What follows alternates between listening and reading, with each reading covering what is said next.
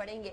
और सोल्यूशन तो इस चीज का भी निकालने की जरूरत है कि हेवी रिडंडेंसी की वजह से चाहे वो यूएई हो या सऊदी अरब हो, हमारे यहाँ वो मजदूर या वो मुलाजमीन जो बाहर काम किया करते थे अब वो पाकिस्तान वापस आ रहे हैं, और पाकिस्तान वापस आने की वजह से यहाँ अनएम्प्लॉयमेंट रेट बढ़ने का खदशा है। पहले ही पाकिस्तान के अंदर अनएम्प्लॉयमेंट आसमानों को छू रही है, और अब ये वाला मसला होगा तो फिर सोहेल साहब कैसे हम लोगों के यहाँ इकोनॉमी चल पाएगी? इकोनॉमी को बूस्ट की बात कर रहे हैं, ये तो इकोनॉमी को पीछे लेकर जाने वाली बात है कि हमारे पास इतनी जॉब्स नहीं है जितने लोग बाहर से वापस आ जाएंगे।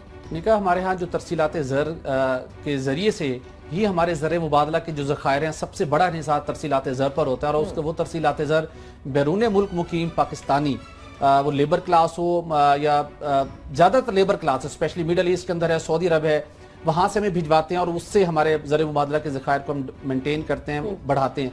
लेकिन इस साल जो एक्सपेक्ट था, जिस तरह हम हर साल देखते थे कि कुछ किसी न किसी हद तक इजाफा होगा, वो इजाफा नहीं हो बल्कि 3% कमी हुई है। इन्हें $30 करोड़ की कमी हुई है तरसीलात ज़र से बैरून मुल्क मुकीम पाकिस्तानियों की जाने से भिजवाए जाने की। उसकी 2-3 बुनियादी वजूहात बताई गई हैं जिसकी वजह से हमारे तरसीलात ज़र जो रवा माली साल के 9 माह में 14 अरब 10 करोड़ डॉलर तक हुए हैं, उसकी वजह यह बताई गई है कि सऊदी अरब में पाकिस्तानी मुलाजमतों में 11% कमी हुई है। उसके बाद यूएई के अंदर भी मुलाजमतों में कमी हुई है, और उसकी बुनियादी वजह बताई जा रही है कि जो हुकूमत के कुछ लोगों ने कहा कि सऊदी अरब के अंदर जिस तरह के जो उनके वहाँ पे थोड़े से क्राइसिस रहा, वहाँ पर मुलाजमतों में कमी हुई। लेकिन कुछ लोग ये भी कह रहे हैं कि सऊदी अरब के अंदर अभी भी और स्पेशली यूएई के अंदर भारतीय जो मैन पावर थी उनके अंदर उसके ऊपर कोई इतना ज्यादा असरअंदाज नहीं हुआ। हमारी हुकूमत के बहुत अच्छे मरासिम हैं यूएई के साथ भी, सऊदी अरब के साथ भी।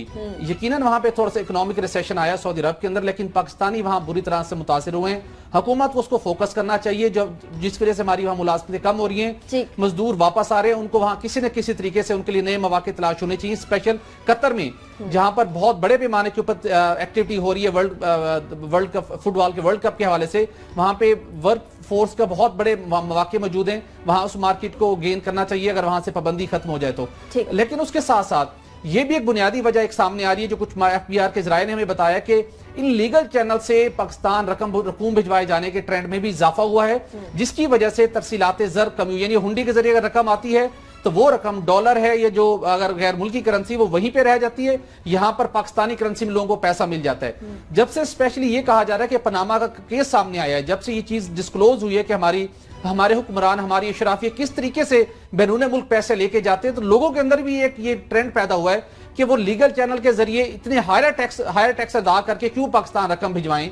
तो उस वजह से भी एक लोगों के अंदर ने एक ये ट्रेंड चेंज हुआ है कि उन्होंने जो इलीगल चैनल इस्तेमाल किया रकूम भिजवाने का, उसके ऊपर टैक्सेस भी कम है और उसके बाद उनके जो अहले खाना है उनको रकम ज्यादा मिल जाती है। ये 2-3 बुनियादी वजूहात है, हुकूमत को इसके ऊपर फोकस करने की जरूरत है, क्योंकि हमारे ज़र मुबादला के ज़खायर का सबसे बड़ा इन्हिसार तरसीलात ज़र और अभी कर्जों के ऊपर इन्हिसार हुआ है। अफसोस की बात यह है, लेकिन इतना जरूर है कि ट्रिकल डाउन इफेक्ट आता है, चाहे अच्छाई हो या बुराई हो। लेकिन राव साहब, हमारे यहाँ का लेबर जाता है या कोई मुलाजिम जाता है, अब वो पाकिस्तान का नुमाइंदा होता है, इंडिया वाले या बांग्लादेश वाले जाएं तो उनका रवैया कुछ और होता है, वो आपस में यूनाइटेड भी बड़े होते हैं। पाकिस्तान के लोग जाएं तो उनका रवैया कुछ और होता है।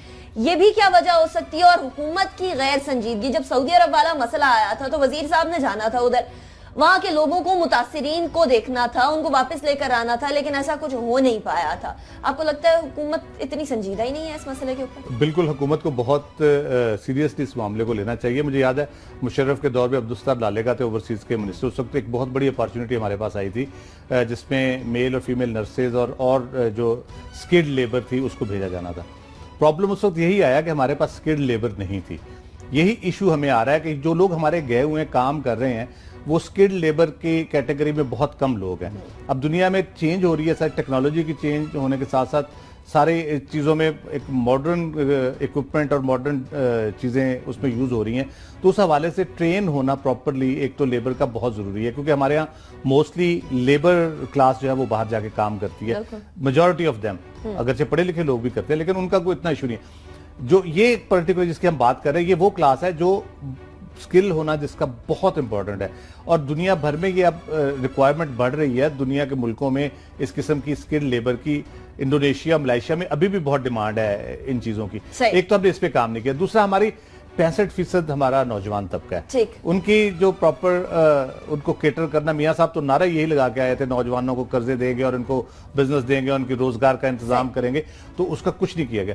तीसरी इंपॉर्टेंट चीज ये है कि आपके वजीर दाखिला ने एक कैंपेन शुरू की हुई है।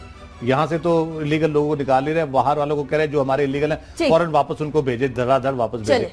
अब अमेरिका में इतने इलीगल लोग फिर रहे हैं, काम कर रहे हैं, मैक्सिकन है या पाकिस्तानी है या दूसरी नस्लें हैं, वहां पे वो एक तरीका कार होता है उनका अपना भेजने का। हम अगर कहेंगे हमें वापस दो तो उससे फिर ज्यादा तेजी से वापस आएंगे, तो जरा मुबादला। चलिए राव साहब, वक्त खत्म हो गया, बहुत शुक्रिया। सोहेल साहब बहुत शुक्रिया, आपने ज्वाइन किया। लेकिन इतना जरूर है कि यही 65% हमारे लिए एक अहम जरिया बन सकता है आगे बढ़ने का, और यही 65% हमारे पर बर्डन भी बन सकता है, और इसको बर्डन बनाना